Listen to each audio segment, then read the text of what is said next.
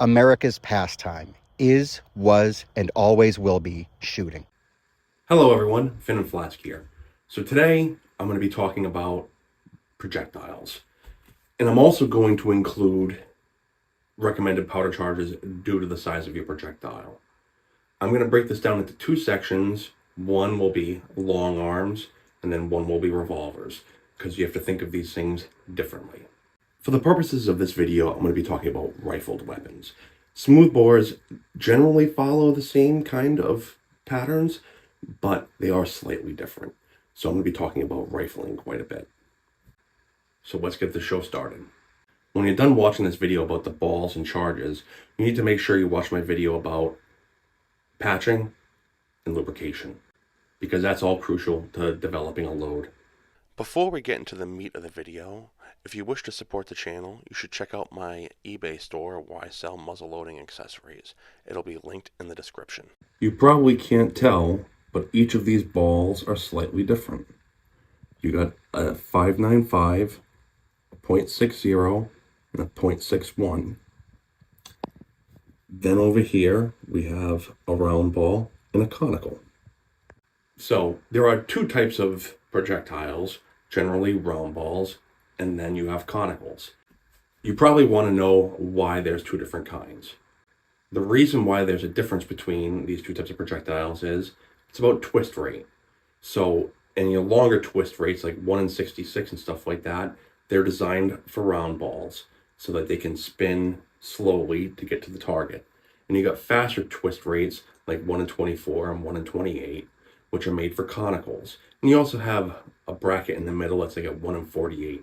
So what that number means is it spins one complete rotation in that many inches.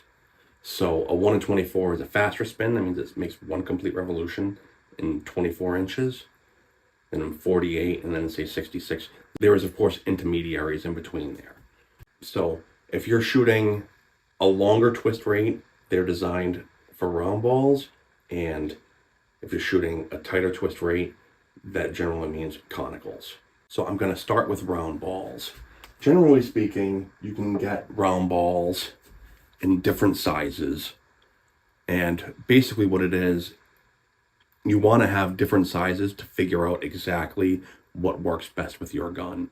But a general rule of thumb to start is, say with a 50 cal, I only have some Fowler pieces here today, but with a 50 cal, you generally want to start 10 hundredths under the bore diameter. So you want to start at 0.490. That's a good place to start, and then you put a patch on there to make up that difference to get it tight. And when it comes to powder charges, what you really want to do is essentially match the diameter in grains. That's a good place to start for plinking. Once you start at, say, a 50 cal being 50 grains of powder, you can drop down 40, you can drop down to 40, or you can bump it up to 60 to see what your gun likes best for plinking. But you also may want to increase the charge to get higher velocities for hunting. Right here is a Maxi Hunter, and it comes pre-lubed. The lube's washed off a bit because it's kind of old, and it has a base that's solid. I actually ran out of mini balls because I shot them all the other day, and mini balls have a hollow base, which lets you be able to drop them down at almost bore diameter, and when it explodes, it actually fills the gap and engages the rifling to get it to engage the rifling to go out. With these conicals, you do not need patching in general. So to sum up, long arms, you want to start with a ball that is 10 hundredths under bore diameter. Then you want to match the powder to the bore diameter in grains, and then play from there. That's generally a safe spot to start.